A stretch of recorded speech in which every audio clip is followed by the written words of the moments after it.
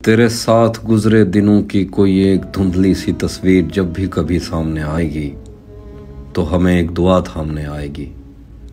बुढ़ापे की गहराइयों में उतरते हुए तेरी बेलौस बाहों के घेरे नहीं भूल पाएंगे हम। हमको तेरे तवस्सुत से हंसते हुए जो मिले थे वो चेहरे नहीं भूल पाएंगे हम।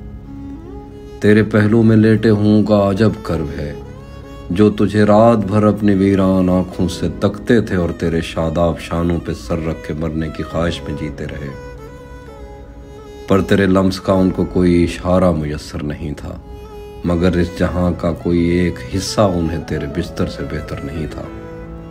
पर मोहब्बत कोई सबसे कोई इलाका नहीं, एक दुख तो बहरहाल हम अपने सीनों में लेकर मरेंगे कि हमने मोहब्बत के दावे किए, तेरे माथों में संदूर टाका नहीं। इससे क्या फ़र्क पड़ता है हम दूर हैं तुझसे या पास हैं। हम कोई आदमी तो नहीं, हम तो एहसास हैं, जो रहे तो हमेशा रहेंगे और गए तो कभी मुड़ के वापस नहीं आएंगे।